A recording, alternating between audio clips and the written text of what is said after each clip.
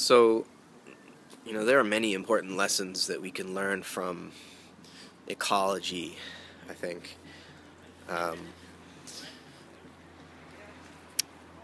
One of the most important lessons that we can learn is about how organisms are related to one another within their habitats, and the way that organisms actually co-create their own habitats so that there isn't an environment that exists as sort of a pre-given substance that then organisms must adapt themselves to in a sort of passive way.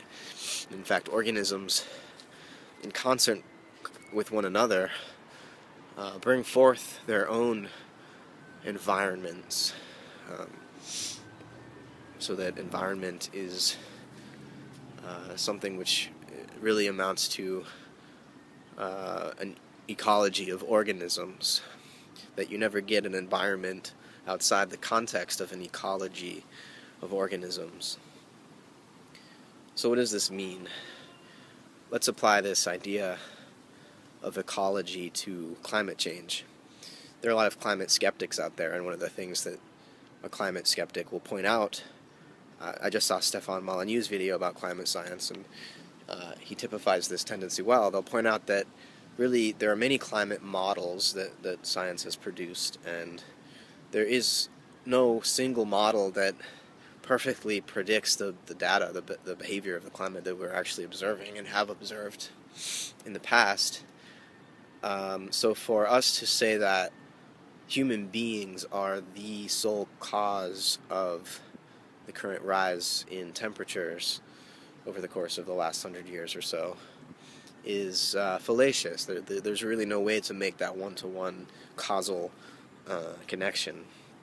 Now, another thing that climate skeptics will point out is that when we look at historical records of CO2 levels and temperature, CO2 levels always tend to rise after temperature begins to rise. So for CO2 to be the cause of temperature rise seems impossible, right? It would be reverse causality. Now, something that we learn from ecological science, and really any complex, any science that has to do with complexity, is that causality is nonlinear. Causality moves in both directions at once, you could say. And when we try to understand climate change, I would agree with people like Molyneux when they say that there's a kind of fallacious reasoning going on in an attempt to say that whenever we attempt to say that human beings are the sole cause of any climate change. Climate change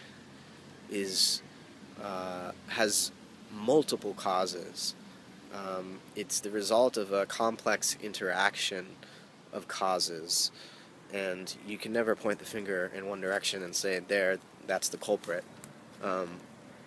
And we know that there are certain cycles of behavior that the sun will move through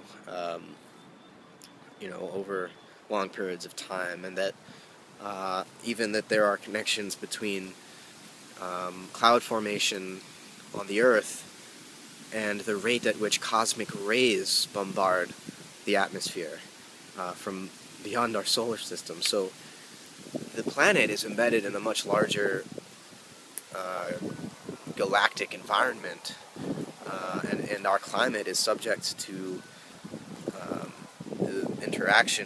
its interaction with that larger environment. And to point the finger at simply the human presence to the planet and say that that's the cause of anything is a little short-sighted, ecologically speaking. We're always embedded in much larger networks of causality that are impossible to unweave. And we need to take that into consideration. Now, what ecology also means, I think, is that we should be very concerned with the way that we as human beings organize our economic system. and that we should not be blind to the effect of our CO2 emissions and the methane emissions and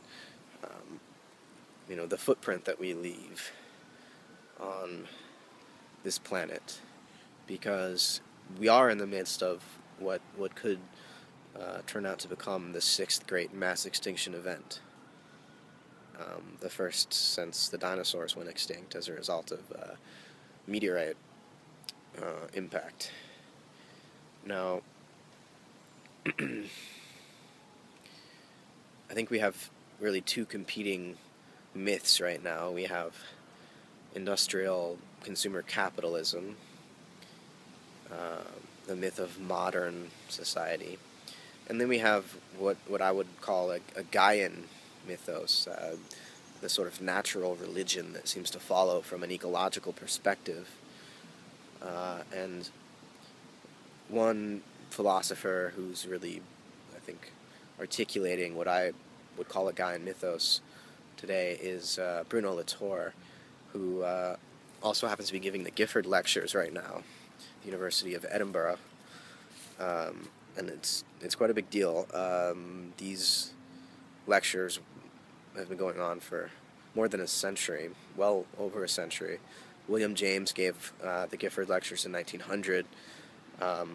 Those lectures became the book, The Varieties of Religious Experience.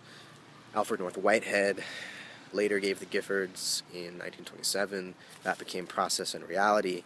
And now Bruno Latour is giving lectures on Gaia theory and its relevance to politics and to economics and to philosophy and science. So those videos should be available. Videos of those lectures should be available any day now. I do recommend giving them a look, because Bruno Latour is helping to bring to consciousness the mythic meaning of ecological science. And I think we could really use a new story and find some new roles to play as human beings on this planet. Roles that aren't autistic as regards their relationship to the rest of the creatures that call the planet home. We need to find ways to open our own economy to the economies of other species, so that we can communicate, and so that our pollution isn't useless and in fact harmful to the rest of the biosphere, but in some way circulates through that biosphere in a mutually enhancing way. We need to learn to trade with our fellow species, just as we are still learning to trade across national borders. We're still repairing the damage done by colonialism, and now we need to re-examine our colonial presence to the rest of the biosphere, to the non-human world. So, food for thought.